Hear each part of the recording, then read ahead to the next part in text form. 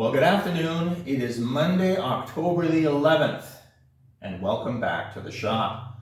You probably haven't seen me for about 3 weeks. 3 weeks ago, I was gushing over my hood and trunk thinking, wow, I did such a great job.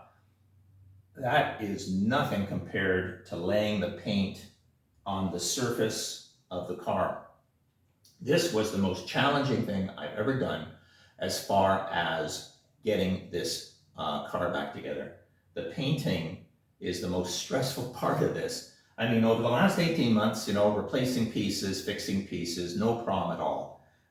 Because if you screw up, you just do it again. In this case, when you make a mistake with the base coat, the only way to fix that is to obviously wet sand the base coat.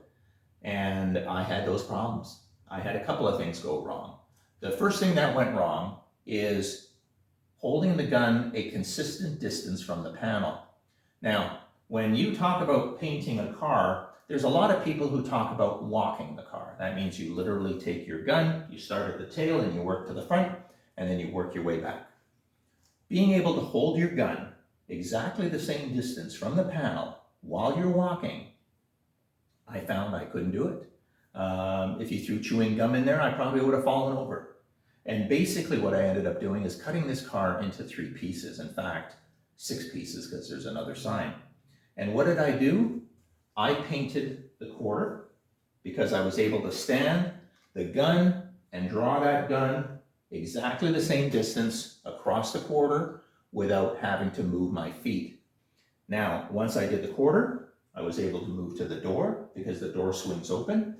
And then as far as the front fenders, they're actually on stands over there and with the same liter of paint. So it's exactly the same consistency.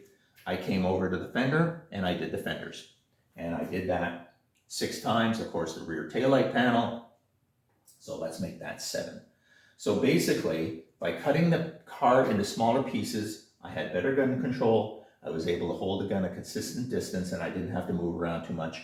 I also kept the edge wetter because as I'm working this panel, the paint doesn't have any time to flash off. But if I would start there and work my way up to the front and then come all the way back, by the time I would get back here, this already would start to flash off. Now, why is that? Because it's October 11th and it's 23 degrees outside, which is 75. We're warmer in Toronto or in Canada than it is in California right now.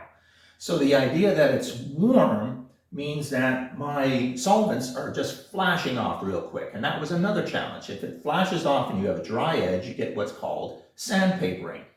The high metallic in this paint will actually adhere to your wet coat and stick through the paint and create a rough sandpaper finish. So the only way to fix that is to wet sand it. And so I had to wet sand some of my runs. I had to wet sand some of my, and again, it was too much base coat, but you learn. And I put on too much base coat and I actually started to get orange peel in my base coat, which is just ridiculous. It should be a light coat. I had to wet sand that with 600. So basically, once you wet sand your base coat, you have to respray because when you wet sand base coat, especially metallic, you're going to shave off some of those metallics and you'll see that. So I had to then wet sand most of the panels and then hit it again with base coat. And then once the base was on again, finally, I was able to clear it today. So we are now in a position where I'm ready to reassemble this car. The next video that I'm going to be coming out with is going to be a tail on painting. Now, there's a lot of websites. I went to a number of websites and all of these professionals told me how I should paint the car. They're professional. I mean, they could probably paint a car with a straw.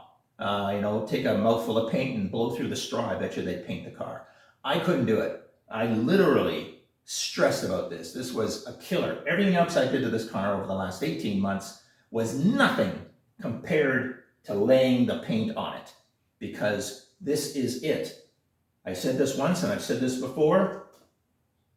When somebody approaches this car, they're not going to care that I've got subframe connectors. They're not going to care that the whole end of this car was removed and replaced. Frame rails, trunk pans, everything's all been done. Inner and outers, they're going to come up and say, oh, nice paint job. And that's it. So the gratification of all of that effort comes down to this. That's why you're going to lose sleep over it, which I did. But we're done. Let's put this car together, for gosh sakes, and let's get this thing on the road. Well, again, it's October. By the time it's back on the road, it'll be November, and I'm quite sure I'll have snow on the ground. It'll sit in the garage for 6 months until next year. But you know what? It'll give me time to get some of the cool things working on this car, and you hopefully will come and join me for that. You know, as you know, we got aftermarket stereos, we got backup cameras, we got road cameras, we got alarm systems, we got door locks, we got power windows. All of that's got to still get all together. I'll videotape all of that. And like I said, if you enjoyed this video, please hit that like button, and I'll see you again.